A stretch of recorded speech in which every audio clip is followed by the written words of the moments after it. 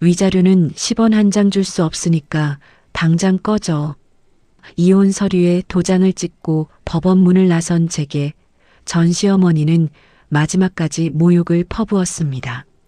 전 남편 역시 콧방귀를 뀌며 저를 벌레 보듯 무시했죠.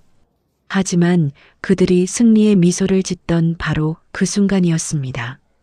새카만 최고급 세단 수십 대가 법원 앞을 가로막더니 정장을 입은 변호사가 제 앞에 무릎을 꿇었습니다. 회장님, 1조 원대 부동산 상속 처리가 완료되었습니다. 그 한마디에 저를 비웃던 전 시어머니는 거품을 물고 아스팔트 바닥에 쓰러졌습니다. 평생 짓밟히던 흙수저 고아가 어떻게 하루아침에 대한민국 최고의 재벌 상속녀로 각성하게 되었을까요? 오늘의 사연 시작합니다. 사연이 시작하기 전 좋아요와 구독을 눌러주세요. 오늘 하루 행운과 행복이 가득하도록 기원해 드릴게요. 가정법원 무거운 유리문을 밀고 밖으로 나왔습니다. 차가운 바람이 뺨을 때렸지만 마음은 오히려 홀가분했습니다. 영숙이 뾰족한 구두 굽소리를 내며 제 앞을 가로막았습니다. 영숙이 명품 가방을 신경질적으로 흔들며 삿대질을 했습니다. 어딜 그렇게 눈을 동그랗게 뜨고 쳐다봐. 부모도 없이 자란 고아 주제에 감히 내 귀한 아들 발목을 잡아? 내가 양심이 있으면 고개를 푹 숙이고 죄인처럼 있어야지. 제가 입술을 꽉 깨물고 바닥만 바라보았습니다. 영숙이 제 어깨를 손가락으로 강하게 찌르며 목소리를 높였습니다. 위자료? 웃기지 마라. 위자료는 단돈 10원 한 장도 절대로 줄 수 없으니까 당장 내 눈앞에서 썩 꺼져. 다시는 내 아들 근처에 얼씬도 하지 마. 성환이 바지 주머니에 두 손을 찔러 넣은 채 짝다리를 짚고 다가왔습니다. 성환이 귀찮다는 듯이 인상을 팍 쓰며 턱을 치켜들었습니다. 아휴 엄마. 이제 이혼 도장 다 찍고 남남인데 뭐하러 길바닥에서 소리를 지르고 힘을 빼요. 창피하게. 저런 여자 신경 쓰지 말고 그냥 빨리 집에 가요. 제가 주먹을 꽉 쥐고 성환의 얼굴을 똑바로 쳐다보았습니다. 그래, 내 말 맞다. 우리 이제 완전 남이니까 쳐다보지도 말자. 다시는 내 인생에 엮이지 마. 나도 너희 가족 신물 나게 겪었으니까. 성환이 코웃음을 치며 침을 바닥에 뱉었습니다. 참나. 누가 할 소리를 하고 있어. 돈 한 푼 없는 너를 밥 먹여주고 재워준 내 은혜를 원수로 갚은 건 바로 너야. 주제 파악 좀 하고 살아. 영숙이 콧방귀를 뀌며 제 위아래를 훑어보았습니다. 우리 집에 빈손으로 시집왔으니까 이혼할 때도 빈손으로 쫓겨나는 게 당연한 거야. 배운 것도 없고 가진 것도 없는 주제에 어디서 욕심을 부려. 바로 그 순간이었습니다. 법원 앞 좁은 왕복 차선 도로에 검은색 최고급 세단 수십 대가 꼬리를 물고 미끄러지듯 들어왔습니다. 육중한 차들이 일제히 비상등을 켜고 멈춰 섰습니다. 영숙과 성환이 깜짝 놀라 눈을 동그랗게 뜨고 도로를 쳐다보았습니다. 맨 앞에 정차한 차량의 뒷문이 열리고 짙은 회색 정장을 입은 백 변호사가 내렸습니다. 백 변호사 뒤로 검은 양복을 입은 건장한 체격의 수행원들이 줄지어 차에서 내렸습니다. 백 변호사가 한치의 망설임도 없이 제 앞으로 다가왔습니다. 백 변호사가 차가운 아스팔트 바닥에 한쪽 무릎을 꿇고 고개를 숙였습니다. 백 변호사가 두 손으로 두꺼운 가죽 서류철을 제게 들어 올리며 크고 또렷하게 말했습니다. 지원 회장님 모시러 왔습니다. 회장님께서 지시하신 1조 원짜리 부동산 재산을 물려받는 서류 작업이 오늘 전부 끝났습니다. 주변의 공기가 일순간 얼어붙은 듯 고요해졌습니다. 수행원들이 일제히 허리를 90도로 굽히며 인사했습니다. 영숙의 얼굴이 백지장처럼 하얗게 질렸습니다. 영숙이 덜덜 떨리는 손으로 저와 백 변호사를 번갈아 가리켰습니다. 아니지, 지금 저 여자한테 뭐라고 부른 거야? 회장님? 1조 원? 이게 지금 다 무슨 소리야? 성환이 입을 떡 벌린 채 제자리에서 뒷걸음질을 쳤습니다. 성환이 더듬거리며 백 변호사에게 물었습니다. 도대체 당신들 뭡니까? 검은 옷 입고 이렇게 몰려와서 뭐 하는 거예요? 저 여자 돈 빌리고 도망간 거 잡으러 온 빚쟁이들입니까? 백 변호사가 자리에서 일어나 성환을 서늘한 눈빛으로 내려다보며 말했습니다. 함부로 말하지 마십시오. 이분은 아주 큰 회사인 태상그룹의 재산을 모두 물려받으신 지원 회장님이십니다. 영숙이 헉하는 기괴한 소리를 내며 목을 부여잡았습니다. 영숙의 두 눈이 위로 뒤집히며 그 자리에 털썩 주저앉았습니다. 영숙이 입에 하얀 거품을 물고 아스팔트 바닥으로 완전히 쓰러졌습니다. 성환이 비명을 지르며 영숙의 몸을 끌어안고 흔들었습니다. 엄마 왜 이래? 눈 좀 떠봐, 엄마. 사람 살려. 우리 엄마 좀 살려주세요. 저는 바닥에 쓰러진 영숙과 허둥지둥하는 성환을 차갑게 내려다보았습니다. 저는 보육원에서 자라 고등학교를 졸업하자마자 낡은 공장과 식당을 전전하며 생활비를 벌었습니다. 잠을 줄여가며 악착같이 돈을 모으는 것만이 제 유일한 목표였습니다. 23살 무렵 낡고 허름한 백반집에서 서빙과 설거지를 도맡아 일하고 있었습니다. 비가 억수같이 쏟아지던 어느 저녁이었습니다. 제가 식당 구석자리에서 젖은 테이블을 행주로 닦고 있었습니다. 성환이 젖은 우산을 털며 식당 안으로 들어와 제 앞자리에 앉았습니다. 성환이 다정한 눈빛으로 저를 올려다보며 웃었습니다. 지원아, 오늘도 식당에서 혼자 일하느라 고생이 참 많네. 저녁밥은 제대로 챙겨 먹고 일하는 거야? 내가 걱정돼서 와봤지. 제가 앞치마에 젖은 손을 닦으며 어색하게 대답했습니다. 아, 네. 성환 오빠 오셨어요? 저 아까 저녁 일찍 먹었어요. 오빠는 늘 드시던 김치찌개로 따뜻하게 끓여드릴까요? 성환이 제 손목을 부드럽게 잡으며 말했습니다. 아니야, 오늘은 밥 안 먹어도 돼. 대신에 너 퇴근할 때까지 나 여기서 얌전히 기다릴게. 일 끝나고 나랑 맛있는 거 먹으러 가자. 내가 사줄게. 제가 놀라 눈을 크게 뜨고 손을 빼려 했습니다. 어머, 저 오늘 밤 11시나 되어야 일이 다 끝나는데요. 밖에서 오래 기다리시면 힘드시니까 안 기다리셔도 괜찮아요. 성환이 고개를 저으며 제 손을 더 꽉 쥐었습니다. 아니야, 꼭 기다릴게. 내가 매일 불평 없이 성실하게 일하는 모습 보면서 나 진짜 너한테 푹 빠졌어. 너는 부모님 안 계시잖아. 이제부터 내가 너한테 든든한 진짜 가족이 되어주고 싶어. 가족이라는 단어에 제 마음이 속절없이 흔들렸습니다. 평생 느껴보지 못한 따뜻함에 저는 성환의 거짓된 다정함을 진짜라고 믿어버렸습니다. 성환과 만난 지 1년이 되던 해 결혼을 허락받기 위해 성환의 본가로 향했습니다. 높은 담장과 육중한 철문이 있는 으리으리한 2층 양옥집이었습니다.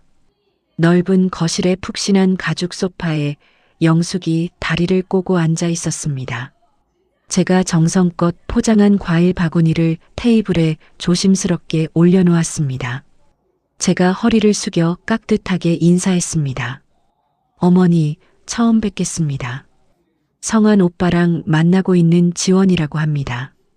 예쁘게 봐주세요. 영숙이 과일 바구니는 쳐다보지도 않고 날카로운 눈으로 저를 훑쳤습니다. 영숙이 탁자에 놓인 찻잔을 만지작거리며 물었습니다. 그래, 내 부모님은 밖에서 무슨 일을 하시니? 우리 아들한테 얼핏 듣기로는 너 혼자 산다고 하던데 사실이야? 제가 마른 침을 삼키며 조심스럽게 대답했습니다. 네, 어머니. 저는 아주 어린 적에 부모님이 돌아가셔서 고아원에서 자랐습니다. 그래도 저 누구보다 성실하고 열심히 일하면서 쨍그랑 제 말이 끝나기도 전에 영숙이 들고 있던 도자기 찻잔을 바닥으로 집어 던졌습니다. 뜨거운 찬물이 제 발등으로 튀고 유리 파편이 사방으로 흩어졌습니다. 제가 놀라 뒷걸음질을 치며 어깨를 움츠렸습니다. 영숙이 자리에서 벌떡 일어나 삿대질을 하며 소리쳤습니다. 어디서 부모도 없는 고아 여자가 내 귀한 아들을 탐내. 당장 내 집에서 나가지 못해. 썩 나가. 성환이 당황한 얼굴로 영숙의 팔을 붙잡으며 말했습니다. 엄마 왜 갑자기 소리를 지르고 이래요. 지원이 정말 착하고 성실한 여자예요. 내가 다 책임지고 행복하게 살 테니까 제발 결혼 허락해 주세요. 영숙이 성환의 등짝을 매섭게 내리치며 악을 썼습니다. 내가 드디어 미쳤구나. 내가 너를 어떻게 고생해서 키웠는데 저런 돈 한 푼 없고 부모도 없는 여자를 우리 집 며느리로 들여. 성환이 저를 자기 뒤로 숨기며 영숙을 노려보았습니다. 나 정말 지원이 없으면 죽어요. 엄마가 우리 결혼 계속 반대하면 나도 오늘 당장 짐 싸서 이 집 나가서 엄마랑 연락 끊고 살 거예요. 그때 저는 성환의 넓은 등 뒤에서 뜨거운 눈물을 흘렸습니다. 저를 위해 가족까지 버리겠다는 성환의 거짓 연기에 완전히 속아 넘어간 것입니다. 우여곡절 끝에 결혼식을 올렸지만 그날부터 제 삶은 철저한 지옥으로 변했습니다. 영숙은 저를 며느리가 아니라 돈 한 푼 안 주고 부려먹는 하녀로 취급했습니다. 새벽 4시면 어김없이 제 방문을 발로 걷어차며 영숙이 들어왔습니다. 영숙이 자고 있는 제 이불을 확 걷어내며 소리쳤습니다. 아니, 지금 시간이 몇 시인데 해가 중천에 떴는데 여태 잠을 자빠져 자고 있어. 당장 일어나서 우리 식구들 먹을 아침 밥상 당장 안 차려. 제가 비몽사몽간에 눈을 비비며 황급히 일어났습니다. 아, 네 어머니. 제가 어제 늦게 자서 그만 죄송합니다. 지금 당장 나가서 얼른 밥 차리겠습니다. 아침을 차리고 넓은 집안을 혼자 쓸고 닦는 동안 성환은 철저히 방관했습니다. 성환이 거실 소파에 누워 휴대전화 게임을 하며 저를 쳐다보지도 않았습니다. 제가 무거운 청소기를 돌리며 땀을 뻘뻘 흘릴 때였습니다. 영숙이 제 앞으로 걸어와 손을 불쑥 내밀었습니다.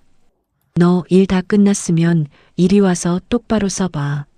너 저녁에 식당 나가서 설거지하고 번 돈, 그거 당장 내 손에 다 내놔. 어서 줘. 제가 청소기를 끄고 당황한 목소리로 물었습니다. 어머니, 그 돈은 저희 둘이 사는 생활비에 보태서 쓰고 조금 남는 건 은행에 저금도 조금씩 하려고 모아둔 건데요. 영숙이 제 뒤통수를 손바닥으로 강하게 후려쳤습니다. 내가 우리 집에서 먹고 자는 밥값은 공짜냐? 내가 식당에서 일해서 번 돈은 전부 우리 집 밥값으로 낼 테니까 잔말 말고 당장 통장 다 내놔. 제가 머리를 감싸 쥐고 눈물을 뚝뚝 흘리며 지갑에서 통장과 카드를 꺼내 영숙에게 건넸습니다. 성환이 게임 화면에서 눈을 떼지 않고 귀찮은 듯이 한마디 던졌습니다. 아휴, 진짜 시끄러워서 게임을 못하겠네. 여보, 그냥 엄마가 달라는 대로 돈 다 드려.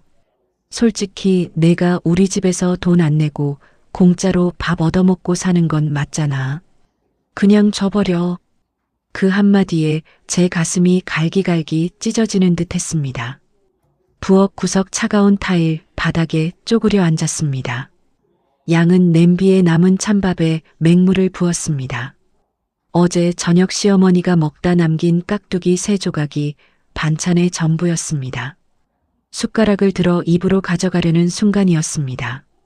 영숙이 쿵쾅거리며 부엌으로 들어와 제 어깨를 발로 세게 걷어찼습니다.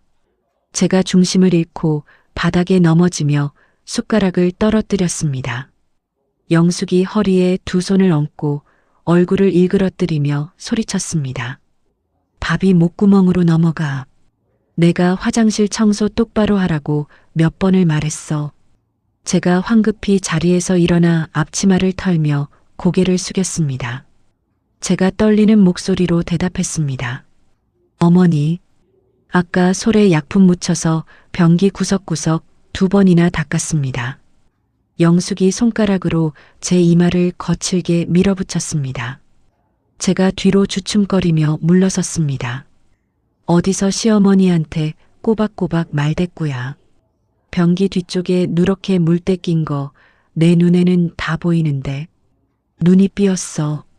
영숙이 싱크대 위에 있던 더러운 고무장갑을 제 얼굴로 집어던졌습니다. 고무장갑이 제 뺨을 때리고 바닥으로 떨어졌습니다. 당장 가서 다시 닦아. 티끌 하나라도 보이면 오늘 저녁밥은 국물도 없을 줄 알아. 제가 바닥에 떨어진 고무장갑을 주워들고 입술을 꽉 깨물었습니다. 성환이 하품을 하며 부엌으로 걸어 들어왔습니다. 성환이 냉장고 문을 열고 시원한 물을 꺼내 벌컥벌컥 마셨습니다. 제가 성환의 옷소매를 잡고 간절한 눈빛으로 쳐다보았습니다. 성환아, 나 오늘 아침부터 쉬지 않고 일했어. 나 진짜 너무 힘들어. 어머니한테 말씀 좀 드려줘. 성환이 제 손을 짜증스럽게 뿌리치며 인상을 썼습니다. 성환이 빈 물컵을 싱크대에 소리나게 내려놓으며 말했습니다. 내가 똑바로 청소를 안 하니까 엄마가 화를 내잖아. 그깟 화장실 청소 하나 제대로 못해서 아침부터 시끄럽게 만들어. 제가 억울함에 눈물을 글썽이며 성환을 바라보았습니다. 나 어제 새벽 2시까지 제사 음식 준비하고 오늘 4시에 일어났어. 내가 어떻게 나한테 이래. 성환이 콧방귀를 뀌며 저를 위아래로 훑어보았습니다. 누가 들으면 밖에 나가서 돈이라도 벌어오는 줄 알겠네. 우리 집에서 공짜로 밥 얻어먹으면서 그 정도 일도 안 하려고 했어. 억울하면 나가서 돈 벌어와. 성환이 뒤돌아서서 거실로 나가버렸습니다. 영숙이 팔짱을 끼고 저를 비웃으며 쳐다보았습니다. 맞지? 내 아들도 너 같은 거 꼴 보기 싫단다. 어디서 근본도 없는 고아년이 들어와서 집안 분위기를 망쳐. 빨리 가서 화장실이나 닦아. 저는 아무 말도 하지 못하고 고개를 숙인 채 화장실로 걸어갔습니다. 화장실 바닥에 쪼그려 앉아 솔로 타일을 문지르며 소리 없이 눈물을 흘렸습니다. 제가 가난한 고아라는 사실이 이렇게 큰 죄인지 제 자신에게 묻고 또 물었습니다. 며칠 뒤 오후였습니다. 거실에서 영숙의 동네 친구 3명이 모여 앉아 시끄럽게 웃고 있었습니다. 제가 무거운 나무 쟁반에 과일과 찻잔을 올리고 거실로 나갔습니다. 제가 탁자 위에 찻잔을 조심스럽게 내려놓았습니다. 영숙이 턱으로 탁자 모서리를 가리키며 퉁명스럽게 말했습니다. 과일은 저기 구석에 놔. 그리고 냉장고에서 주스 더 꺼내와. 영숙의 친구인 미자가 저를 훑어보며 입을 열었습니다. 영숙아, 새로 들인 도움이야. 아주 젊고 싹싹하네. 한 달에 얼마 줘? 영숙이 손사래를 치며 코웃음을 쳤습니다. 도우미는 무슨, 우리 성환이가 불쌍하다고 길에서 주워온 애야. 오갈 데 없는 거 걷어줬더니 밥값도 제대로 못해.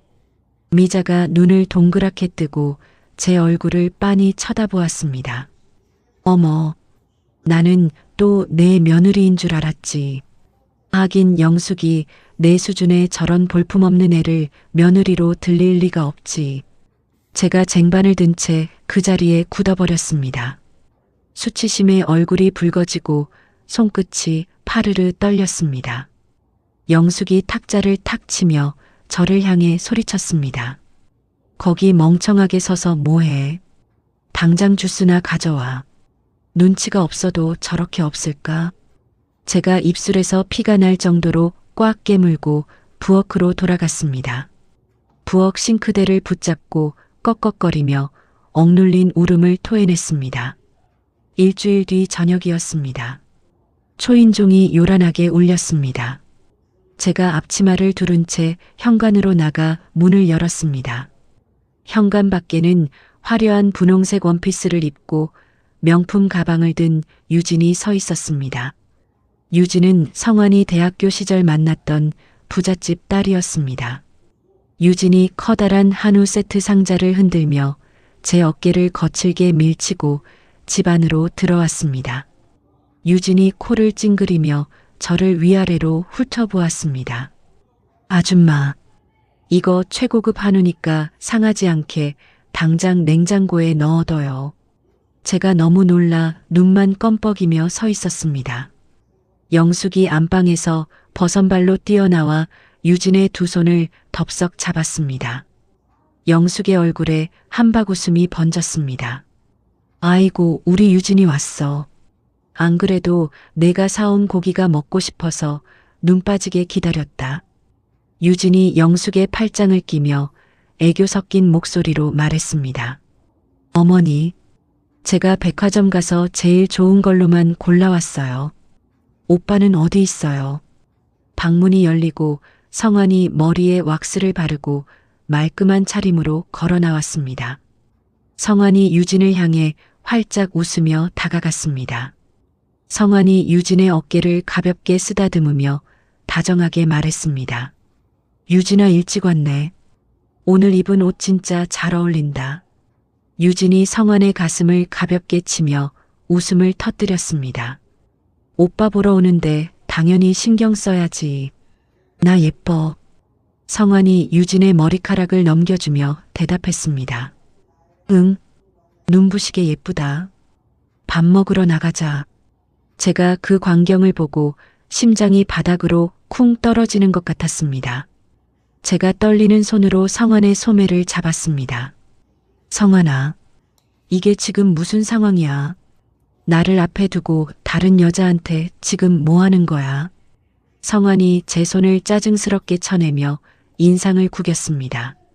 너 진짜 눈치 더럽게 없다. 유진이는 내 소중한 후배야. 나 유진이랑 저녁 먹고 올 테니까 엄마 밥이나 제대로 챙겨드려.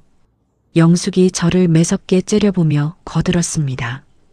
어디 하늘 같은 남편 나가는데 꼬치꼬치 캐물어. 유진이가 너 같은 거랑 비교나 되는 줄 알아. 유진이 아버지가 병원장이야. 넌 평생 벌어도 못 만져볼 돈을 쓰는 애라고.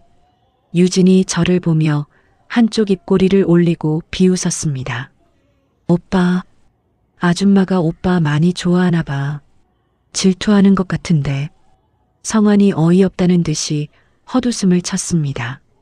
질투는 무슨, 주제 파악도 못하고 저러는 거야. 신경 쓰지 말고 나가자. 성환과 유진이 팔짱을 끼고 현관문을 열고 나갔습니다. 문이 닫히는 소리가 제 귓가에 천둥처럼 크게 울렸습니다. 영숙이 탁자 위에 놓인 한우 세트를 가리키며 명령했습니다. 빨리 고기 구워와. 그리고 너는 냄새 배니까 한 점도 입에 댈 생각 마라. 제가 고개를 푹 숙이고 한우 상자를 들고 부엌으로 향했습니다. 도마 위에 붉은 고기를 올려놓고 칼을 들었습니다. 눈앞이 눈물로 뿌옇게 흐려져 고기가 제대로 보이지 않았습니다. 제가 칼을 내려놓고 주저앉아 두 손으로 얼굴을 감쌌습니다. 세상에 제 편은 단 한 명도 없었습니다. 오갈 데 없는 제 처지가 너무나 비참하고 끔찍했습니다. 도망치고 싶었지만 제 주머니에는 버스비조차 없었습니다. 제가 참아야만 이 집에서 잠을 자고 밥을 먹을 수 있었습니다. 저는 입술을 깨물며 소리 없이 오열했습니다. 한 달 뒤 늦은 저녁이었습니다.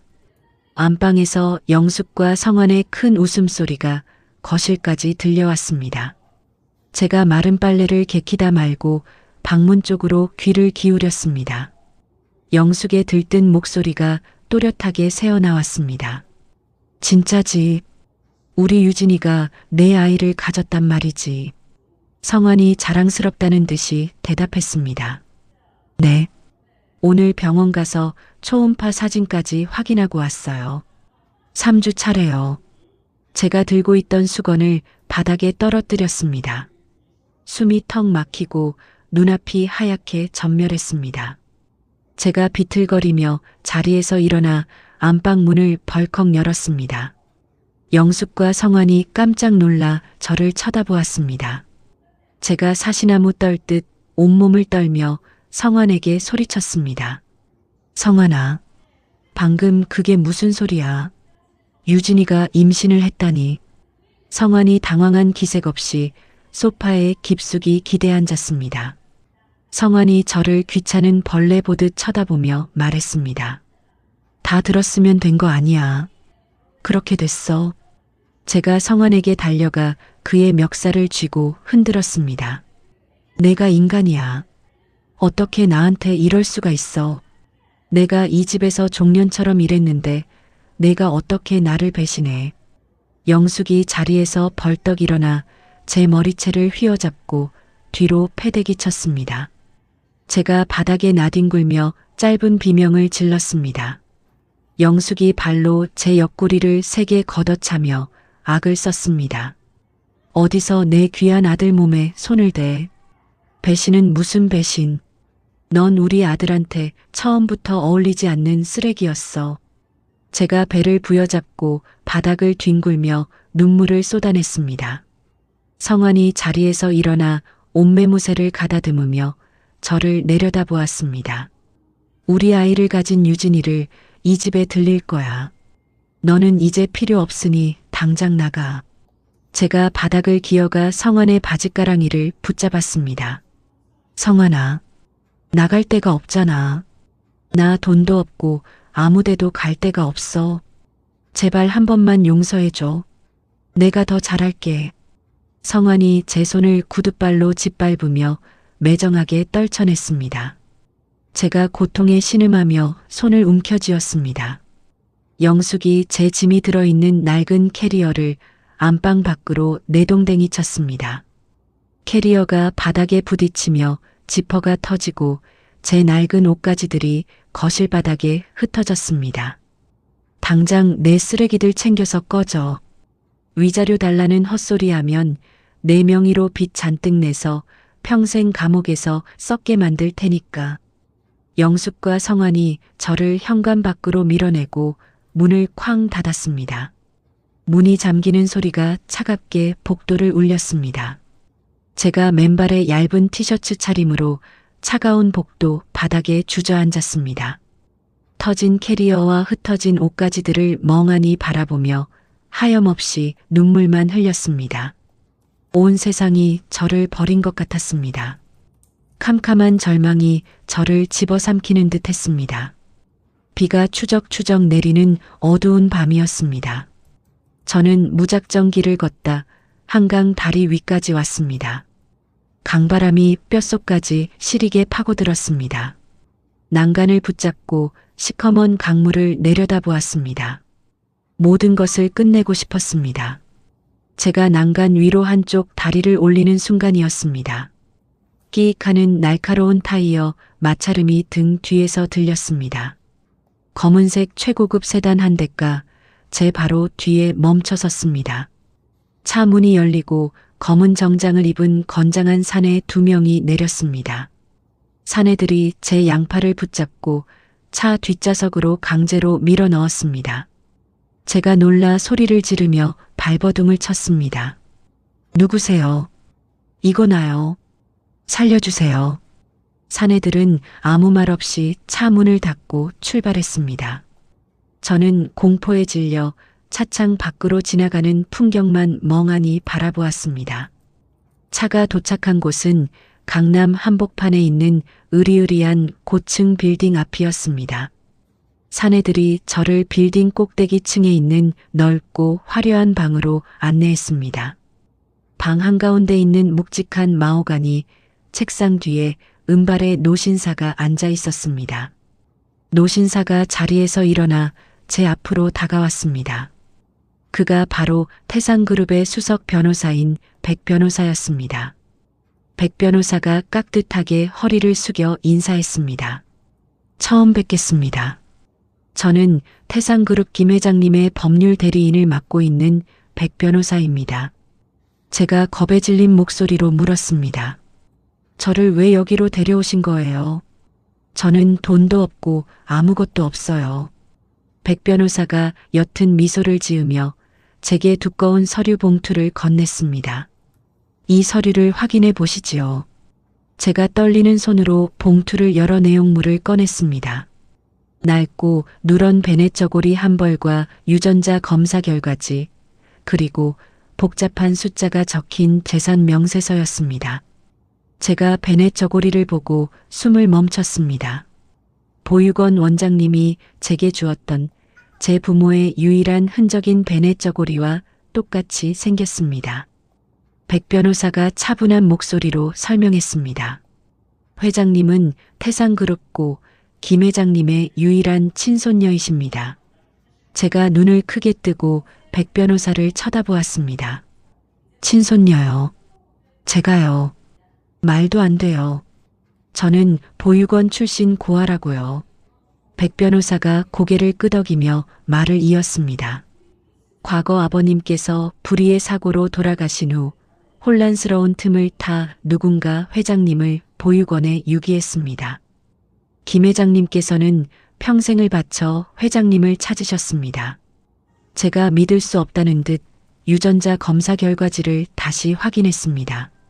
친생자 관계 성립이라는 글씨가 선명하게 찍혀 있었습니다. 백 변호사가 제 눈을 똑바로 쳐다보며 단호하게 말했습니다. 김 회장님께서는 지난달 작고하셨습니다. 그리고 회장님 앞으로 태산그룹의 모든 지분과 1조 원 상당의 부동산을 상속하셨습니다. 제가 다리에 힘이 풀려 소파에 털썩 주저앉았습니다. 눈앞이 빙글빙글 도는 것 같았습니다. 1조 원이라는 숫자가 현실로 다가오지 않았습니다. 시어머니와 남편의 잔인한 얼굴이 떠오르며 이 모든 게 그들의 악랄한 장난이 아닐까 의심했습니다. 제가 서류를 바닥에 내던지며 소리쳤습니다. 이거 다 가짜죠. 성환이가 나를 가지고 노는 거죠. 제발 그만하라고 해줘요. 백 변호사가 바닥에 떨어진 서류를 주어 다시 제 손에 쥐어주었습니다. 이것은 변할 수 없는 진실입니다. 회장님은 이제 대한민국에서 가장 강력한 힘을 가진 분입니다. 백 변호사의 확신에 찬 목소리가 제 귓가를 강하게 때렸습니다.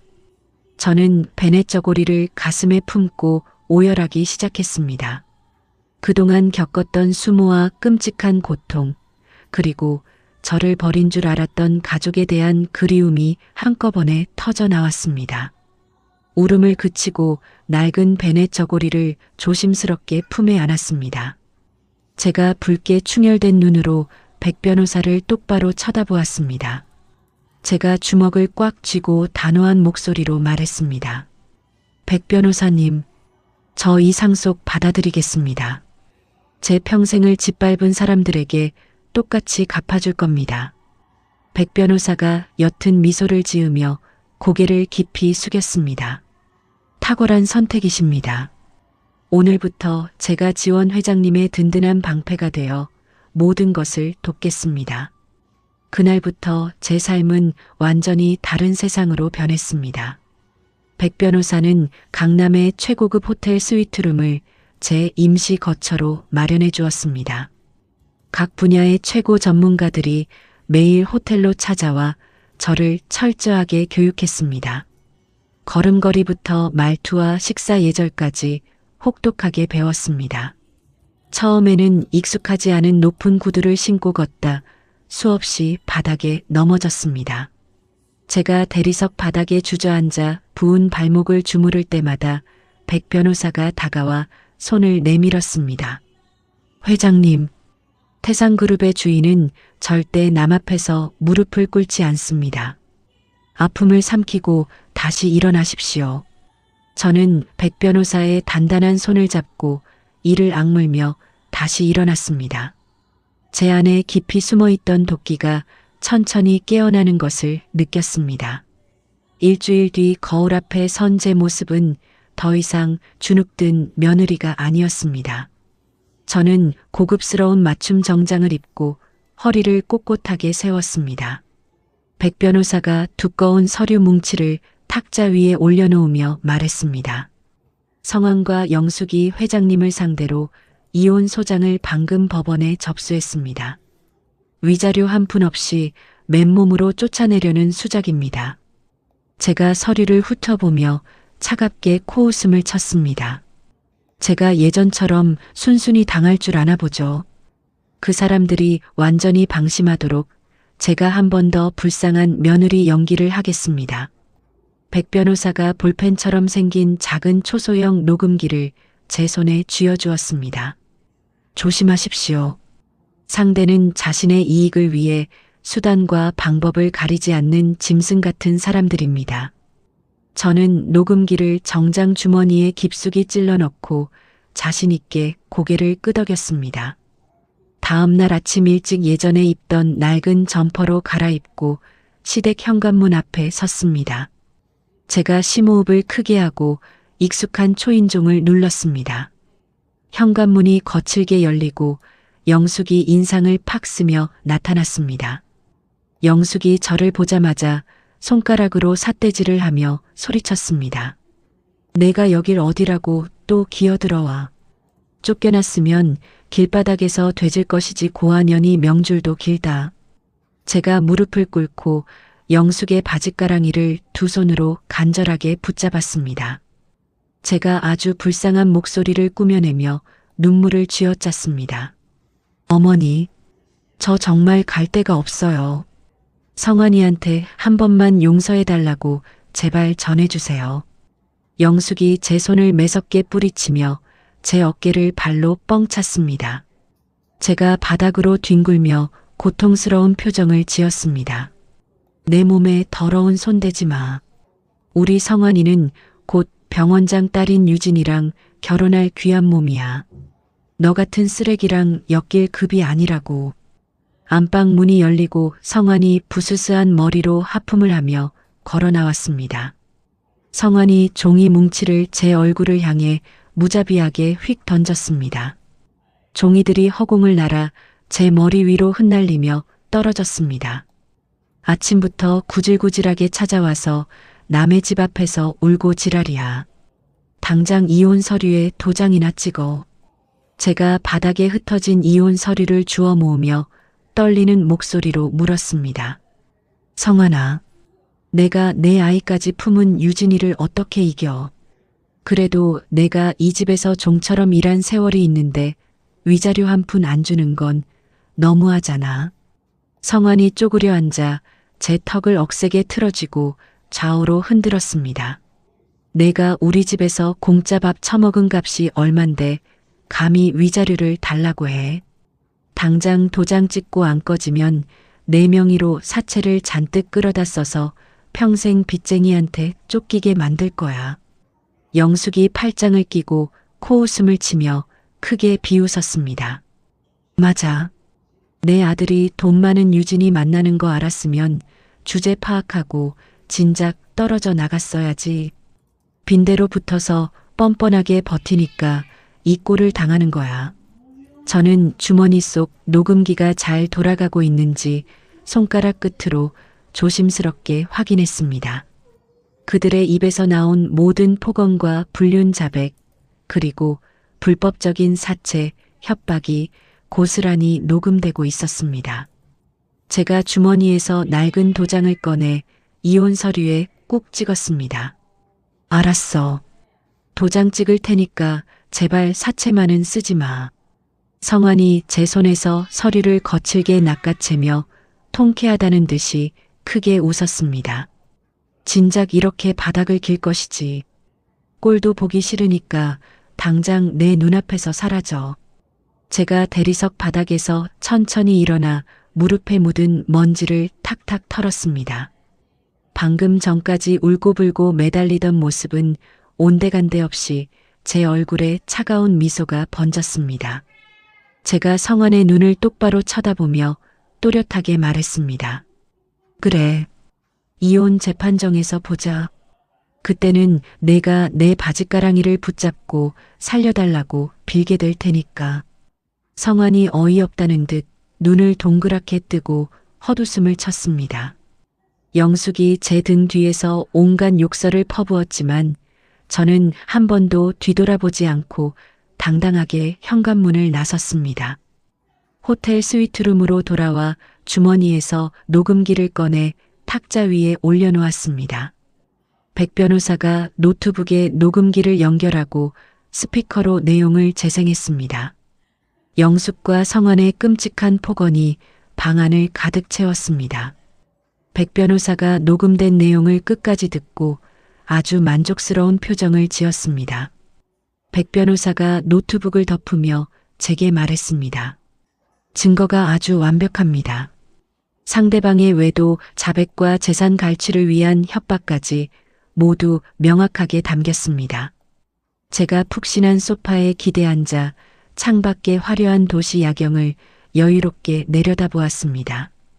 이혼 소송 날짜가 잡히면 재판 마지막 날에 이 모든 것을 한꺼번에 터뜨릴 겁니다. 그 사람들이 자신들의 승리를 가장 확신하는 그 순간에 제일 밑바닥으로 끌어내려 주세요. 백 변호사가 안경을 고쳤으며 단호하게 대답했습니다. 명심하겠습니다. 회장님께 감히 모욕을 준 대가가 얼마나 끔찍하고 처절한지 법의 이름으로 철저하게 보여주겠습니다. 저는 탁자 위에 놓인 따뜻한 홍차를 한 모금 마시며 깊은 숨을 내쉬었습니다. 더 이상 밤마다 혼자 숨죽여 울며 부엌 바닥을 닦던 나약한 지원이는 세상에 존재하지 않았습니다. 가진 것 없던 불쌍한 고아에서 하루아침에 어마어마한 불을 손에 쥔 저는 세상 그 누구도 두렵지 않았습니다. 저를 진심으로 아끼고 보호해주는 백 변호사라는 가장 든든한 내 편이 생겼습니다. 할아버지가 평생을 바쳐 남겨주신 거대한 유산은 제게 완벽한 복수를 완성할 가장 예리하고 강력한 무기였습니다. 차가운 절망뿐이던 제 가슴 속에서 뜨겁고 거대한 활력이 미친 듯이 솟아올랐습니다. 저는 창문에 비친 제 화려한 모습을 바라보며 다가올 통쾌한 복수의 날만을 조용히 손꼽아 기다렸습니다.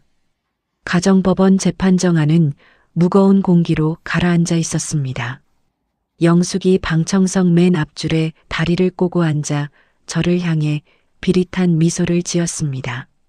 성환이 피고인석에서 거드름을 피우며 손톱을 물어뜯고 있었습니다. 성환의 변호사가 자리에서 일어나 헛기침을 하며 판사를 향해 말했습니다. 원고는 시댁의 재산을 노리고 억지 이혼을 요구하며 무리한 위자료를 청구하고 있습니다. 원고의 주장은 모두 거짓입니다. 백 변호사가 차분하게 자리에서 일어나 판사석을 향해 서류 뭉치와 작은 이동식 저장 장치를 제출했습니다.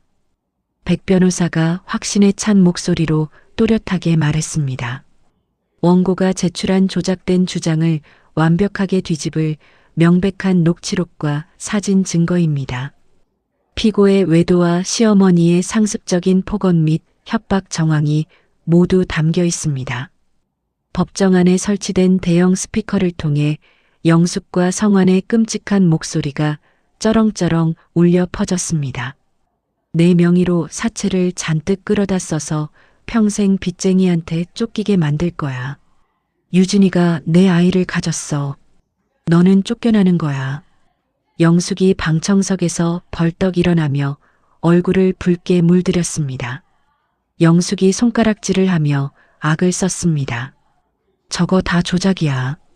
저 미친년이 기계로 내 목소리를 똑같이 꾸며낸 거라고.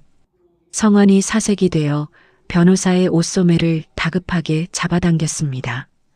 판사가 나무망치를 3번 강하게 내리치며 정숙을 명했습니다. 판사가 단호하고 엄격한 목소리로 판결문을 읽어내려갔습니다. 피고의 귀책 사유가 명백하므로 이혼을 성립하며 피고는 원고에게 위자료를 최대한도로 지급하십시오. 성환이 다리에 힘이 풀린 듯 의자에 털썩 주저앉았습니다. 제가 속으로 조용히 쾌재를 부르며 자리에서 일어났습니다. 재판이 끝나고 법원 유리문을 밀고 밖으로 나왔습니다. 차가운 바람이 뺨을 스쳤지만 제 발걸음은 깃털처럼 가벼웠습니다. 뒤따라 나온 영숙이 제 앞을 가로막고 삿대질을 해댔습니다. 영숙이 씩씩거리며 핏대를 세웠습니다. 어디서 쥐새끼처럼 몰래 녹음을 해. 위자료 10원도 못 주니까 평생 소송하면서 피 말려 죽여버릴 테다. 성환이 바지 주머니에 손을 찔러 넣고 짝다리를 짚으며 제게 다가왔습니다. 성환이 턱을 치켜들고 저를 깔아뭉개듯 말했습니다. 너 진짜 독하다. 그래봤자 재판 하나 이긴 거지 넌 여전히 길바닥에 나앉은 거지년일 뿐이야. 마침 화려한 분홍색 원피스를 입은 유진이 외제차를 끌고 법원 앞으로 마중을 나왔습니다. 유진이 차에서 내려 성환의 팔짱을 끼며 저를 위아래로 훑어보았습니다. 유진이 코웃음을 치며 성환의 어깨에 고개를 기댔습니다. 오빠, 저 아줌마 아직도 안 꺼지고 여기서 구걸해. 빨리 밥이나 먹으러 가자. 제가 입술을 꽉 깨물지 않고 오히려 여유롭게 입꼬리를 올리며 미소를 지었습니다. 바로 그때였습니다. 왕복 차선 도로에 검은색 최고급 세단 수십 대가 꼬리를 물고 미끄러지듯 들어와 멈춰 섰습니다. 비상등이 일제히 깜빡이고 양복을 입은 건장한 수행원들이 차에서 우르르 내렸습니다. 백 변호사가 맨 앞차에서 내려 제 앞으로 빠르게 다가왔습니다. 백 변호사가 차가운 아스팔트 바닥에 한쪽 무릎을 꿇고 고개를 깊이 숙였습니다. 지원 회장님, 지시하신 1조 원대 부동산 상속 및 명예 이전 절차가 모두 완료되었습니다. 백 변호사가 두꺼운 가죽 서류철을 제게 두 손으로 들어 올렸습니다. 수행원들이 일제히 허리를 90도로 굽히며 큰 소리로 인사했습니다. 영숙의 얼굴이 백지장처럼 하얗게 질렸습니다. 영숙이 덜덜 떨리는 손으로 저와 백 변호사를 번갈아 가리켰습니다. 지금 저 사람한테 뭐라고 한 거야? 회장, 1조. 성환이 입을 떡 벌리고 눈을 뒤집으며 제자리에서 뒷걸음질을 쳤습니다. 백 변호사가 자리에서 일어나 서류철을 펼쳐 영숙의 눈앞에 바짝 들이밀었습니다. 서류에는 서울 요지의 거대한 빌딩 목록과 제 이름이 선명하게 박혀 있었습니다. 백 변호사가 아주 차가운 목소리로 영숙을 내려다보며 쏘아붙였습니다. 잘 똑똑히 보십시오. 대한민국 태산그룹의 유일한 상속자이신 지원 회장님이십니다. 유진이 헉소리를 내며 성환의 팔을 놓고 바닥에 털썩 주저앉았습니다. 유진이 파르르 떨리는 입술로 중얼거렸습니다. 태산그룹. 우리 아빠 병원 건물 주인이 태산그룹인데 저 여자가 태산그룹 회장이라고. 영숙이 목을 부여잡고 눈을 까뒤집었습니다. 영숙이 짐승 같은 기괴한 소리를 내며 아스팔트 바닥으로 완전히 쓰러졌습니다. 영숙의 입에서 하얀 거품이 쉴 새 없이 흘러나와 아스팔트를 적셨습니다. 성환이 비명을 지르며 바닥에 엎드려 영숙의 몸을 마구 흔들었습니다. 엄마, 정신 차려봐 엄마. 성환이 고개를 들어 저를 올려다보며 눈물을 콧물과 함께 흘렸습니다. 성환이 무릎을 꿇고 제 앞으로 기어와 바짓가랑이를 붙잡았습니다. 지원아, 아니 여보, 이거 다 오해야. 내가 너 없이 어떻게 살아. 내가 다 잘못했어. 제가 성환의 어깨를 구둣발로 강하게 걷어찼습니다. 성환이 뒤로 벌러덩 넘어지며 법원 앞 흙먼지를 뒤집어 썼습니다. 제가 가장 차갑고 서늘한 눈빛으로 성환과 유진을 번갈아 내려다보며 또렷하게 말했습니다.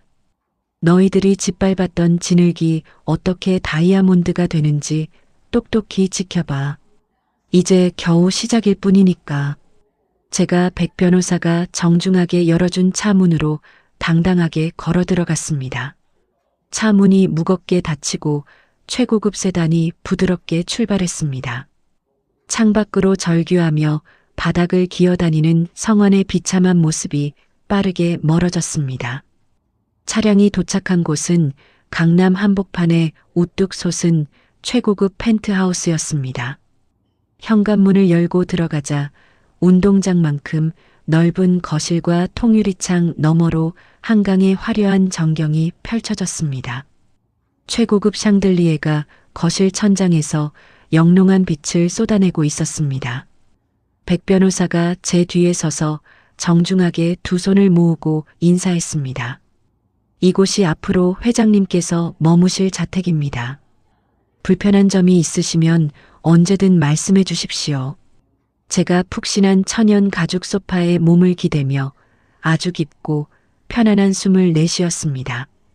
부엌 구석 차가운 타일 바닥에서 찬밥을 씹어 삼키던 기억이 까마득한 전생처럼 느껴졌습니다. 따뜻한 햇살이 통유리창을 넘어와 제 온몸을 포근하게 감싸 안았습니다. 누구의 눈치도 보지 않고 마음껏 쉴 수 있는 완벽한 저만의 성이었습니다. 며칠 뒤 태산그룹 본사 대강당에서 저의 회장 취임식이 열렸습니다. 단상에 오르기 전 대기실의 커다란 전신 거울 앞에서 옷매무새를 가다듬었습니다. 하얀색 고급 맞춤 정장이 제 몸에 빈틈없이 딱 맞아떨어졌습니다. 백 변호사가 대기실 문을 열고 따뜻한 미소를 지으며 말했습니다. 회장님, 모든 임직원이 회장님을 기다리고 있습니다. 제가 고개를 끄덕이고 강당 문을 열고 위풍당당하게 걸어 나갔습니다. 수백 명의 임직원들이 일제히 자리에서 일어나 우레와 같은 기립박수를 보냈습니다. 강당 뒤편에 모인 기자들의 카메라 플래시가 눈을 뜰 수 없을 만큼 번쩍거렸습니다. 제가 단상 중앙에 있는 마이크 앞에 서서 강당 안을 천천히 둘러보았습니다. 제 목소리가 크고 묵직하게 마이크를 타고 강당 전체로 퍼져나갔습니다. 저는 오늘부로 태산그룹의 새로운 회장으로서 여러분 앞에 섰습니다. 땀 흘려 일하는 정직한 자가 억울함을 겪지 않는 투명하고 강력한 기업을 만들겠습니다. 임직원들의 환호성과 박수 소리가 강당 천장을 뚫을 듯이 울려 퍼졌습니다. 그날 저녁 펜트하우스 거실 텔레비전 화면에는 제 취임식 뉴스가 끊임없이 보도되고 있었습니다. 보육원 출신에서 1조 원대 재벌가 상속녀로 인생 역전을 이룬 제 이야기가 세상을 떠들썩하게 만들었습니다. 저는 탁자 위에 놓인 크리스털 와인잔을 들어 올리며 부드럽게 미소 지었습니다. 과거의 가난과 모멸감은 더 이상 제 삶을 갉아먹지 못했습니다. 저는 가장 찬란하게 빛나는 저의 새로운 인생을 기꺼이 축복하며 붉은 와인을 단숨에 마셨습니다. 태어나 처음으로 느껴보는 온전한 안도감과 성취감이 제 온몸의 혈관을 타고 뜨겁게 흘렀습니다.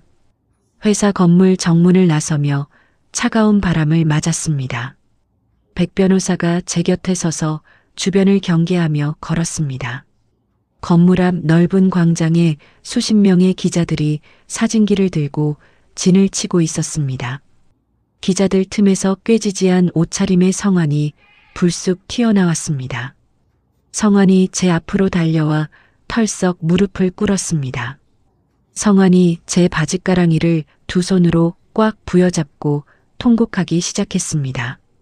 지원아, 내가 유진이 그 여자 완전히 버리고 왔어. 내 핏줄도 아니라고 하더라. 제가 미간을 찌푸리며 성환의 손을 거칠게 쳐냈습니다. 내 몸에 더러운 손 대지 마. 이미 끝난 일이니까 내 눈앞에서 당장 꺼져. 성환이 다시 바닥을 기어와 제 구두 끝에 이마를 찌으며 악을 썼습니다. 우리가 부부로 산 세월이 있는데 어떻게 이토록 매정하게 나를 버려. 내가 평생 내 발닦개로 살 테니까 한 번만 다시 받아줘. 사진기 불빛이 사방에서 번쩍이며 우리의 모습을 쉴 새 없이 담아냈습니다. 백 변호사가 수행원들에게 눈짓을 하자 건장한 사내들이 성환을 양쪽에서 끌어냈습니다. 성환이 허공에 발길질을 하며 제 이름을 목 놓아 불렀습니다. 기자들 중 한 명이 제 앞으로 불쑥 다가와 커다란 사진기를 들이밀며 소리쳤습니다. 회장님, 시어머니께서 회장님이 심각한 정신병을 앓고 있다고 주장하시는데 사실입니까? 제가 걸음을 멈추고 그 기자를 차갑게 쏘아보았습니다. 다른 기자가 손에 든 수첩을 흔들며 연이어 질문을 던졌습니다. 돈을 차지하자마자 조강지처에 도리를 버리고 시댁 식구들을 길거리로 내쫓았다는 소문이 통신망에 파다합니다. 해명 부탁드립니다. 백 변호사가 제 앞을 막아서며 기자들을 향해 단호하게 말했습니다. 근거 없는 헛소문입니다. 악의적인 모함에 대해서는 법적으로 강력하게 대응하겠습니다.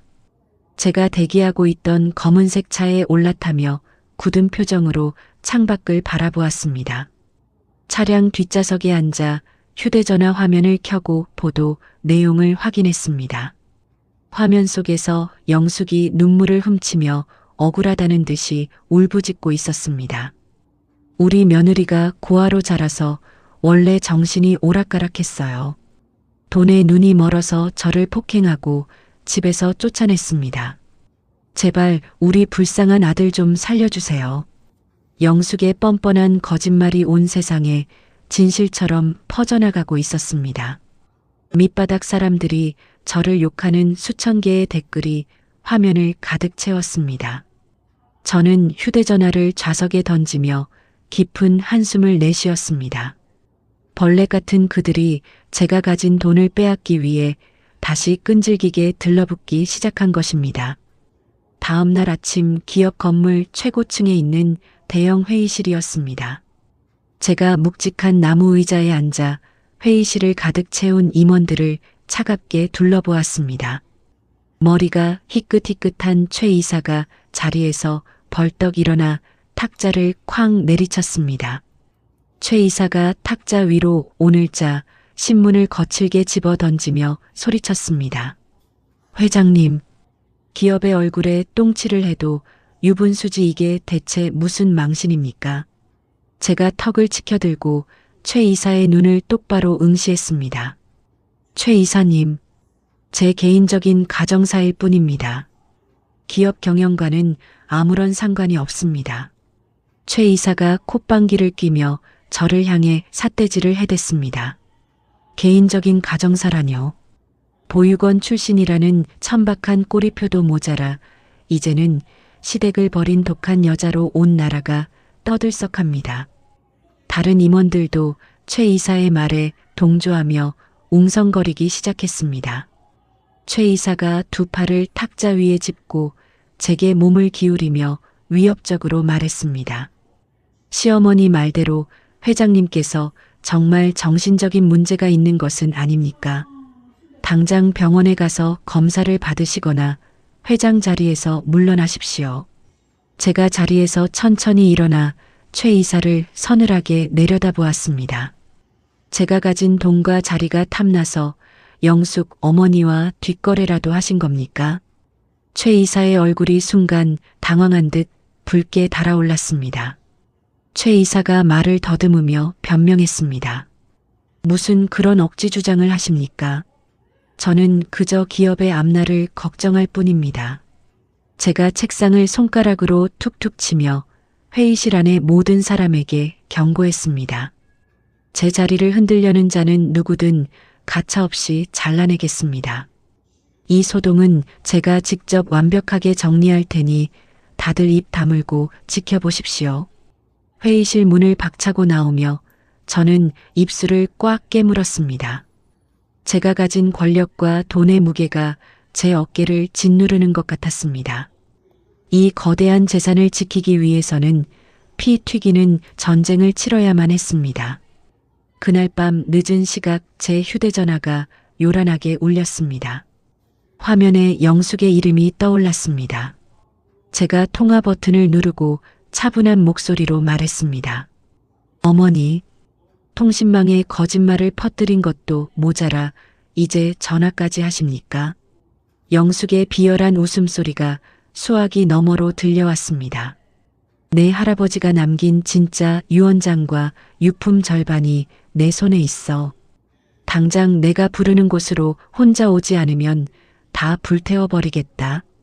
제가 미간을 좁히며 차갑게 대답했습니다. 어머니, 그따위 얕은 수작에 제가 속을 것 같습니까? 영숙이 표독스러운 목소리로 협박했습니다. 안 믿기면 오지 마. 내일 아침이면 내 진짜 과거가 담긴 영상까지 전부 방송국에 넘길 테니까. 통화가 뚝 끊어졌습니다. 저는 이것이 저를 유인하려는 더러운 함정이라는 것을 완벽하게 알고 있었습니다. 하지만 이 질긴 악연의 싹을 완전히 잘라내기 위해서는 호랑이 굴로 직접 들어가야 했습니다. 제가 백 변호사에게 짧은 문자를 남기고 영숙이 일러준 변두리 낡은 창고로 향했습니다. 어두운 골목길을 지나 칠흑같이 어두운 창고 앞에 도착했습니다. 제가 조심스럽게 녹슨 철문을 열고 안으로 한 발짝 들어서는 순간이었습니다. 어둠 속에서 덩치 큰 사내 두 명이 튀어나와 제 양팔을 억세게 붙잡았습니다. 제가 발버둥을 치며 소리쳤습니다. 이거나, 당신들 도대체 누구야? 사내 중 한 명이 제 머리 위로 거친 천주머니를 뒤집어 씌웠습니다. 눈앞이 캄캄해지고 숨이 턱 막혀왔습니다. 등 뒤에서 강한 충격이 느껴지며 저는 그대로 정신을 잃고 바닥에 쓰러졌습니다. 코를 찌르는 곰팡이 냄새와 차가운 바닥의 냉기에 눈을 번쩍 떴습니다. 제 양손과 발목이 굵은 밧줄로 낡은 나무 의자에 꽁꽁 묶여 있었습니다. 어두운 창고 한가운데에 백열등 하나가 위태롭게 흔들리며 주변을 비추고 있었습니다. 제 앞에는 영숙과 성환이 팔짱을 끼고 서서 저를 악마처럼 내려다보고 있었습니다. 영숙이 제 머리채를 뒤로 확 젖히며 소리쳤습니다. 내가 아무리 돈을 쥐고 흔들어도 너는 내 며느리야. 내가 널 가만둘 줄 알았어. 제가 고통에 얼굴을 찌푸리며 영숙을 쏘아보았습니다. 어머니, 정말 이렇게까지 하셔야 속이 시원하시겠습니까? 납치는 무거운 범죄입니다. 성환이 주머니에서 붉은 인주와 여러 장의 종이를 꺼내 제 무릎 위에 툭 던졌습니다. 성환이 제 뺨을 가볍게 툭툭 치며 비열하게 웃었습니다. 범죄는 무슨, 정신 나간 내 마누라가 스스로 재산을 시댁에 넘기겠다는 각서에 도장 찍는 건데, 영숙이 제 엄지손가락을 억지로 잡아 끌어 인주에 강하게 묻혔습니다. 영숙의 두 눈이 탐욕으로 시뻘겋게 충혈되어 있었습니다. 당장 이 상속 포기 각서와 재산양도 서류에 지장 찍어. 안 그러면 여기서 쥐도 새도 모르게 죽여서 땅에 묻어버릴 테니까. 제가 발버둥을 치며 손을 빼내려 안간힘을 썼습니다. 이거나, 서류에 지장을 찍는다고 해서 어머니와 성환이가 그 돈을 가질 수 있을 것 같아. 성환이 제 배를 주먹으로 세게 내리치며 악을 썼습니다. 입 닥치고 시키는 대로 해. 너 같은 쓰레기가 1조 원을 다 갖는 건 세상이 불공평한 거야. 그 돈은 처음부터 우리 가족 거였어. 제가 복부의 통증에 헛구역질을 하며 고개를 숙였습니다. 단단히 준비하고 왔음에도 막상 폭력 앞에 노출되니 온몸의 털이 쭈뼛서는 공포가 밀려왔습니다. 사방이 막힌 창고 안에서 제 숨소리마저 공포로 떨리고 있었습니다. 영숙이 서류 위로 제 손가락을 바짝 들이밀며 소리쳤습니다. 당장 찍어. 안 그러면 내 손목을 부러뜨려서라도 찍게 만들 테니까. 제가 입술을 꽉 깨물고 영숙과 성환의 광기 어린 얼굴을 번갈아 쳐다보았습니다. 묶인 밧줄이 손목을 파고들어 붉은 피가 배어 나왔습니다. 창고 안의 차가운 공기가 제 피부를 날카롭게 찌르고 있었습니다. 저는 거친 숨을 몰아쉬며 저항의 끈을 놓지 않았습니다. 영숙이 제 손가락을 억지로 잡아 끌어 각서 위로 짓눌렀습니다. 제가 고개를 거칠게 저으며 영숙의 손을 뿌리치려 발버둥을 쳤습니다. 성환이 다가와 제 양어깨를 강하게 짓누르며 움직이지 못하게 막았습니다. 가만히 있어. 도장 하나 찍으면 목숨은 살려줄 테니까. 제가 숨을 헐떡이며 영숙과 성환을 차갑게 올려다보았습니다. 제가 공포에 떠는 척 연기하며 목소리를 가늘게 떨었습니다. 어머니, 정말 이 각서에 도장만 찍으면 저를 풀어주실 건가요? 그 많은 돈을 빼앗고도 무사할 것 같습니까? 영숙이 코웃음을 치며 제 뺨을 가볍게 툭툭 쳤습니다. 무사하고 말고 내가 정신병을 앓고 있어서 스스로 시댁의 재산을 양도했다고 언론에 터뜨릴 거야. 넌 그냥 미친년으로 평생 병원에 갇혀 살면 돼. 성환이 제 얼굴에 침을 탁 뱉으며 영숙의 말을 거들었습니다. 내 뒤에 있는 백 변호사인지 뭔지 아는 새끼도 우리가 회사에서 다 쫓아낼 거야. 태상그룹 기존 임원들이 이미 우리 쪽으로 다 붙었거든. 제가 속으로 쾌재를 부르며 눈을 살짝 내리깔았습니다. 목에 걸린 진주 목걸이 한가운데 박힌 초소형 카메라가 그들의 모든 말과 행동을 실시간으로 녹화하고 있었습니다.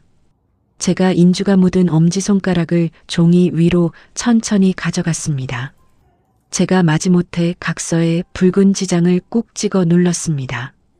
영숙이 종이를 낚아채듯 빼앗아 들고 세상을 다 가진 것처럼 미친 듯이 웃어댔습니다. 드디어 이 1조 원이 내 손에 들어왔어. 이제 내가 태상그룹의 진짜 주인이야. 성환이 주먹을 불끈 쥐고 환호성을 질렀습니다. 바로 그 순간이었습니다. 쾅 하는 굉음과 함께 창고의 낡은 철문이 바깥쪽으로 거칠게 뜯겨나갔습니다. 시끄러운 사이렌 소리가 창고 안을 날카롭게 찢으며 울려 퍼졌습니다. 검은색 경찰 특공대복을 입은 경찰 수십 명이 총을 겨누며 창고 안으로 우르르 들이닥쳤습니다. 움직이지 마. 전원 무기 버리고 손 머리 위로 올려. 백 변호사가 사설 경호원들의 호의를 받으며 천천히 창고 안으로 걸어 들어왔습니다. 영숙이 들고 있던 각서를 바닥에 떨어뜨리고 사색이 되어 털썩 주저앉았습니다. 성환이 양손을 머리 위로 번쩍 들고 제자리에서 덜덜 떨며 오줌을 지렸습니다. 경찰들이 순식간에 영숙과 성환을 덮쳐 바닥에 엎드리게 하고 은색 수갑을 채웠습니다. 백 변호사가 제게 다가와 주머니에서 칼을 꺼내 손목과 발목의 밧줄을 끊어주었습니다. 회장님, 많이 다치지 않으셨습니까? 늦어서 죄송합니다. 제가 자리에서 일어나 손목에 붉은 자국을 문지르며 차갑게 미소 지었습니다. 괜찮습니다. 저들이 스스로 무덤을 아주 깊게 파는 모습을 확실하게 담아냈으니까요. 영숙이 바닥에 얼굴이 짓눌린 채 바둥거리며 악을 썼습니다.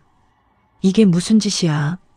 나는 며느리랑 가족 간의 오해를 풀려고 만난 것뿐이야. 제가 영숙의 머리맡으로 다가가 차가운 구둣발로 각서를 밟아버렸습니다. 제가 진주 목걸이를 매만지며 또렷하게 말했습니다. 어머니가 제 재산을 뺏겠다고 협박하고 임원들과 결탁한 내용이 여기 이 카메라를 통해 클라우드에 실시간으로 전부 저장되었습니다. 빼도 박도 못하는 명백한 증거죠. 성환이 꺽꺽 울음을 터뜨리며 바닥에 머리를 찧어댔습니다. 지원아, 제발 살려줘. 엄마가 시켜서 억지로 한 거야. 내가 한 거 아니야. 제가 성환의 얼굴에 가래침을 뱉으며 경멸 어린 눈으로 내려다보았습니다. 징그럽게 찌질한 새끼. 감옥에 가서 평생 썩어 문드러지는 게 내 죗값이야. 경찰들이 영숙과 성환을 거칠게 일으켜 세워 창고 밖으로 끌고 나갔습니다. 창고 밖에는 수십 대의 경찰차 비상등이 붉고 푸른빛을 번쩍이며 어둠을 가르고 있었습니다. 다음 날 오전 태상그룹 본사 대강당이었습니다. 수많은 기자와 카메라맨들이 강당을 빈틈없이 가득 채우고 있었습니다. 제가 단정한 검은색 정장을 입고 단상에 올랐습니다. 강당 한쪽 벽면을 가득 채운 대형 화면에 어젯밤 창고에서 찍힌 영상이 고스란히 재생되었습니다. 영숙이 저를 협박하고 폭행하는 장면과 성환이 조롱하는 목소리가 강당 안에 울려 퍼졌습니다. 기자들이 경악하며 쉴 새 없이 카메라 셔터를 눌러댔습니다. 제가 마이크 앞에 서서 단호하고 묵직한 목소리로 성명서를 읽어내려갔습니다. 저는 그동안 시댁으로부터 끔찍한 학대와 폭행을 당해왔습니다. 그들은 제 상속 재산을 노리고 저를 납치하여 살해 협박까지 저질렀습니다. 강당 안이 웅성거리며 기자들의 질문이 폭포수처럼 쏟아졌습니다. 제가 손을 들어 장례를 진정시킨 뒤 말을 이었습니다. 또한 저를 모함하는 거짓 소문을 퍼뜨린 배후에는 태상그룹의 일부 부패한 임원들이 있었습니다. 시어머니와 결탁하여 회사를 장악하려 했던 자들의 명단을 오늘 경찰에 모두 넘겼습니다. 대형 화면이 바뀌며 최 이사를 비롯한 부패 임원들이 시댁과 돈을 주고받은 계좌 내역이 띄워졌습니다. 기자들이 이 특급 제보를 놓칠세라 미친 듯이 노트북 자판을 두드려댔습니다. 제가 주먹을 불끈 쥐고 기자들을 향해 강하게 선언했습니다. 저지원은 앞으로 저를 해치려는 어떤 세력과도 타협하지 않고 끝까지 싸울 것입니다. 진실은 결코 돈과 거짓말에 무너지지 않습니다. 기자회견이 끝나자마자 언론의 판도는 완전히 뒤집혔습니다. 저를 미친 여자라 욕하던 기사들은 순식간에 사라지고 시댁의 잔혹한 범죄를 규탄하는 기사들이 쏟아졌습니다. 포털 사이트 댓글창은 저를 응원하고 시어머니와 남편의 강력한 처벌을 요구하는 분노의 목소리로 가득 찼습니다. 회사 내 반대파 임원들은 그날 오후 전원직이 해제되었고 경찰서로 끌려가 조사를 받았습니다. 한 달 뒤 형사재판 최종 선고일이었습니다. 죄수복을 입은 영숙과 성환이 고개를 푹 숙인 채 피고인석에 서 있었습니다. 영숙의 화려했던 머리는 하얗게 새어 산발이 되어 있었고 성환은 초점 잃은 눈으로 바닥만 멍하니 바라보았습니다. 판사가 엄숙한 목소리로 판결을 내렸습니다. 피고인들은 피해자를 장기간 학대하고 재산을 노려 납치, 감금, 공문서 위조라는 중대한 범죄를 저질렀습니다. 피고인 영숙에게 징역 7년, 피고인 성환에게 징역 5년의 실형을 선고합니다. 법정 안에 탕탕탕하는 나무망치 소리가 3번 무겁게 울렸습니다. 영숙이 다리에 힘이 풀려 그 자리에 털썩 주저앉아 통곡했습니다. 성환이 법정 바닥에 엎드려 제 쪽을 향해 두 손을 싹싹 빌며 절규했습니다. 지원아, 아니 회장님, 제발 한 번만 살려주십시오.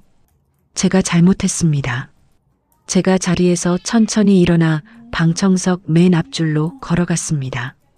제가 유리 칸막이 너머로 바닥에 엎드린 성환과 주저앉은 영숙을 가장 서늘하고 무심한 눈으로 내려다보았습니다. 저는 그들을 향해 아무런 말도 하지 않았습니다.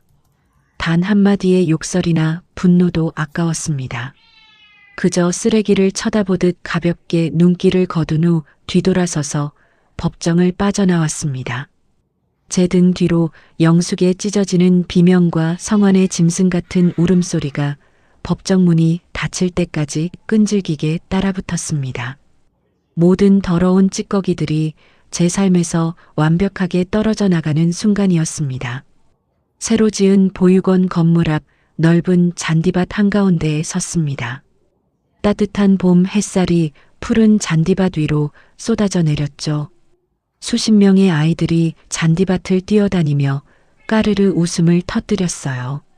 7살 꼬마 지훈이가 양팔을 벌리고 제품으로 와락 안기며 고개를 들었습니다.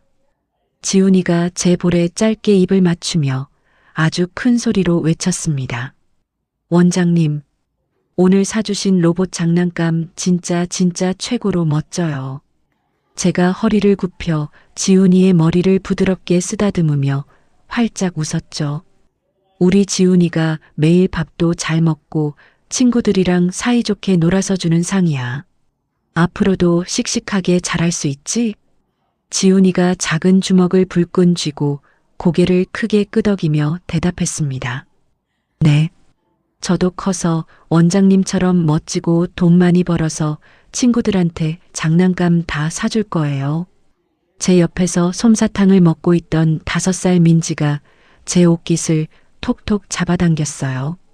민지가 입가에 분홍색 솜사탕을 잔뜩 묻힌 채로 활짝 웃으며 말했습니다. 원장님, 저도 밥 많이 먹고 예쁜 드레스 입는 어른이 될래요. 원장님처럼요. 제가 주머니에서 하얀 손수건을 꺼내 민지의 입가를 조심스럽게 닦아주었습니다. 그럼 우리 민지는 나중에 세상에서 제일 예쁘고 훌륭한 어른이 될 거야. 제가 두 아이를 양팔로 꼭 끌어안으며 소리내어 크게 웃었죠. 백 변호사가 서류 가방을 들고 제 옆으로 천천히 걸어와 섰습니다. 백 변호사가 아이들이 뛰어노는 모습을 보며 아주 부드러운 목소리로 말했어요. 회장님, 아이들 표정이 정말 밝고 행복해 보입니다. 회장님께서 사재를 전부 털어지어 주신 이 보육원이 아이들에게는 천국이나 다름없습니다. 제가 바닥에서 천천히 일어나 백 변호사를 돌아보며 대답했습니다. 제가 어릴 때 겪었던 지독한 외로움과 배고픔을 이 아이들은 절대 겪게 하고 싶지 않아요. 돈은 이렇게 사람을 살리는 데 써야 진짜 가치가 있는 법이니까요. 백 변호사가 고개를 깊이 끄덕이며 존경을 가득 담아 말했습니다. 맞습니다. 태상그룹 임직원들도 회장님의 투명하고 따뜻한 경영 철학을 진심으로 따르고 있습니다. 지난 분기 매출이 창사 이래 최고치를 기록했습니다. 제가 백 변호사의 어깨를 가볍게 두드리며 환하게 미소를 지었죠. 다 백 변호사님이 제 옆에서 흔들림 없이 든든하게 도와주신 덕분입니다. 앞으로도 저와 함께 태상그룹을 바르고 정직한 기업으로 만들어주세요. 백 변호사가 제 눈을 똑바로 마주보며 아주 확신에 찬 목소리로 말했습니다. 제 목숨이 다하는 날까지 회장님의 곁을 굳건히 지키며 모든 지시를 따르겠습니다. 아이들의 맑은 웃음소리가 잔디밭을 넘어 파란 하늘 위로 높이 울려 퍼졌어요. 제 가슴 깊은 곳에서 태어나 처음으로 느껴보는 완전하고 벅찬 평화가 차올랐습니다. 며칠 뒤 태산그룹 본사 꼭대기층에 위치한 회장실이었습니다. 통유리창 밖으로 바쁘게 돌아가는 도시의 풍경이 한눈에 내려다 보였죠. 제가 묵직한 가죽 의자에 앉아 결제 서류에 서명을 하고 있었습니다. 백 변호사가 3번 노크를 하고 회장실 문을 열고 조심스럽게 들어왔어요. 백 변호사가 제 책상 앞으로 다가와 두 손을 모으고 정중하게 허리를 숙여 인사했습니다. 회장님, 오늘 아침 교도소 쪽에서 연락이 하나 왔습니다. 반드시 보고를 드려야 할 것 같아서 찾아왔습니다. 제가 서류에서 눈을 떼고 만년필을 책상 위에 소리나지 않게 내려놓았습니다. 제가 백 변호사의 굳고 심각한 표정을 보며 차분한 목소리로 물었죠. 무슨 일입니까? 평소와 다르게 표정이 아주 무거워 보이네요. 백 변호사가 헛기침을 한번 하고 아주 조심스럽게 입을 열었습니다. 영숙 씨가 오늘 새벽 감옥 안에서 지병으로 비참하게 사망했다고 합니다. 죄수들 사이에서 지독한 괴롭힘을 당하다가 극심한 스트레스로 심장 마비가 왔다고 합니다. 제가 아무런 표정 변화 없이 백 변호사를 가만히 쳐다보았어요. 제 마음속에는 슬픔도 기쁨도 그 어떤 감정의 동요도 전혀 일어나지 않았죠.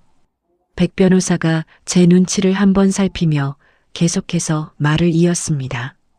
그리고 성환 씨는 얼마 전 가석방으로 출소했습니다. 교도소에서 나온 뒤 오갈 곳이 없어 서울역 근처에서 노숙을 하며 지내고 있다고 합니다. 제가 눈썹을 살짝 치켜 올리며 백 변호사를 가만히 쳐다보았습니다. 백 변호사가 한숨을 짧게 내쉬며 덧붙였어요.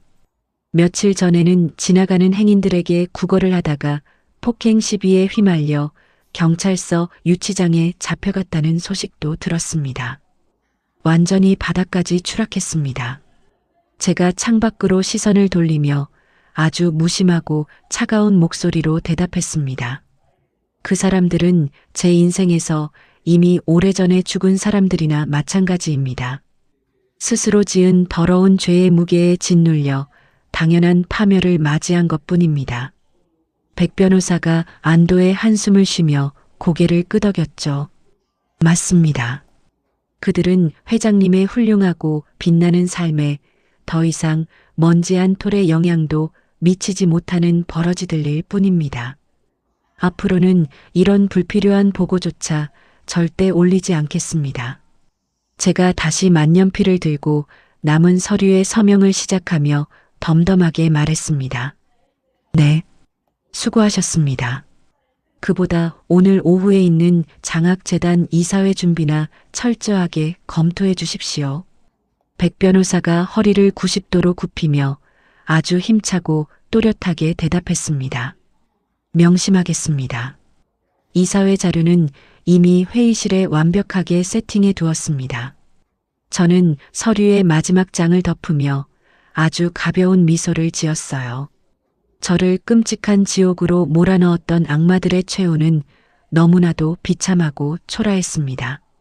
하지만 저는 그들의 끔찍한 불행을 신경 쓸 시간조차 아까울 만큼 힘차게 앞으로 나아가고 있었습니다. 1년의 시간이 흐르고 태산그룹 창립 기념일 아침이 밝았어요. 강남 펜트하우스 안방의 커다란 전신 거울 앞에 당당하게 섰습니다. 검은색 최고급 실크 드레스가 제 몸의 선을 따라 우아하게 떨어졌죠. 제가 목에 걸린 화려한 다이아몬드 목걸이를 손끝으로 가볍게 매만졌습니다. 거울 속에 저는 과거의 나약하고 주눅들어 눈물 흘리던 지원이가 아니었어요. 세상 누구보다 당당하고 여유로우며 그 누구도 감히 함부로 대할 수 없는 강력한 힘을 가진 사람이었죠. 제가 거울 속 제 눈을 똑바로 응시하며 입술을 천천히 달싹였습니다. 지원아, 참 잘 버텼어. 그 모진 시간들을 끝까지 이겨내느라 정말 고생 많았어. 제가 스스로에게 건네는 따뜻한 위로에 눈시울이 아주 조금 붉어졌습니다. 하지만 그것은 슬픔이나 아픔의 눈물이 아니라 스스로를 향한 벅찬 대견함이었어요. 거실 쪽에서 백 변호사의 묵직하고 규칙적인 발걸음 소리가 들려왔습니다. 백 변호사가 안방문을 열고 들어와 저를 보며 진심 어린 감탄사를 내뱉었습니다. 회장님, 오늘 정말 눈부시게 아름다우십니다. 세상 모든 찬란한 빛이 회장님을 비추는 것 같습니다. 제가 뒤를 돌아 백 변호사를 향해 환하게 활짝 웃으며 말했죠. 과찬입니다. 백 변호사님도 오늘 입으신 검은색 턱시도가 아주 잘 어울리네요. 이제 행사장으로 출발할까요? 백 변호사가 제 앞으로 다가와 한쪽 팔을 정중하게 내밀었습니다. 영광입니다. 오늘 창립 기념식 행사장에는 수많은 외빈과 언론 기자들이 회장님을 애타게 기다리고 있습니다. 제가 백 변호사의 단단한 팔짱을 끼며 아주 힘차게 첫걸음을 내디뎠습니다. 그들에게 똑똑히 보여줄 겁니다. 가난과 편견 속에서 자란 흙수저가 어떻게 거대한 세상을 바꾸고 있는지 말입니다. 백 변호사가 제 얼굴을 보며 한없이 따뜻하고 든든하게 미소 지었어요. 회장님은 이미 수많은 사람의 세상을 긍정적으로 바꾸고 계십니다. 회장님의 곁에서 평생 일할 수 있어 제 인생도 참으로 영광스럽습니다. 펜트하우스 현관문을 나서며 저는 통유리창 너머로 떠오르는 눈부신 아침 햇살을 마주했습니다. 저를 무참히 짓밟았던 차가운 진흙과 고통은 결국 저를 가장 단단하게 만들어준 훌륭한 거푸집이었어요. 저는 온갖 거친 비바람을 꿋꿋하게 견뎌내고 가장 찬란하게 빛나는 보석으로 다시 태어났습니다. 남의 얄팍한 시선에 흔들리지 않고 스스로의 굳건한 가치를 지켜낸 사람만이 온전히 누릴 수 있는 특권이었죠. 과거의 낡고 슬픈 상처는 이제 완전히 아물어 세상에서 가장 단단한 굳은 살이 되었습니다. 저는 제 앞을 가로막는 그 어떤 두려움도 없이 가장 당당한 걸음으로 눈부신 세상을 향해 걸어 나갔습니다. 제 곁에는 저를 진심으로 믿고 따르는 수많은 사람들이 함께 걷고 있었어요.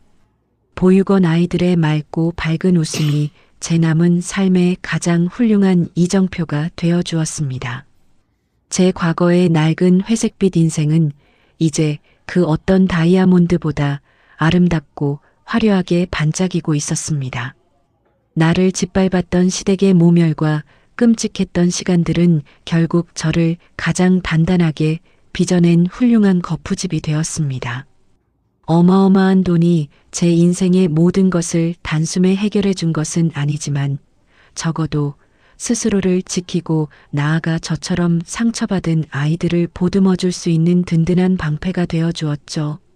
화려한 겉모습 속에는 추악한 위선이 숨어 있을 수 있지만 모진 비바람을 묵묵히 견뎌낸 진흙은 결국 다이아몬드처럼 가장 찬란하게 빛난다는 것을 저는 이제야 온전히 깨달았습니다. 혹시라도 지금 타인의 얄팍한 시선이나 부당한 대우 때문에 홀로 억울한 눈물을 흘리고 계신 분이 있다면 부디 스스로의 가치를 절대 의심하지 마세요. 사방이 막힌 캄캄한 터널 속이라 해도 여러분이 묵묵히 버텨내고 있는 그 정직한 시간들은 결코 헛되지 않을 것입니다. 언젠가 그 상처들이 가장 단단한 굳은 살이 되어 여러분의 인생을 눈부시게 지켜줄 테니까요. 길고 험난했지만 마침내 찬란하게 피어난 저의 인생 이야기를 함께 해주셔서 진심으로 감사드립니다. 이야기를 끝까지 들어주신 분이 계시다면 잘 들었다고 댓글 하나만 남겨주세요. 감사합니다.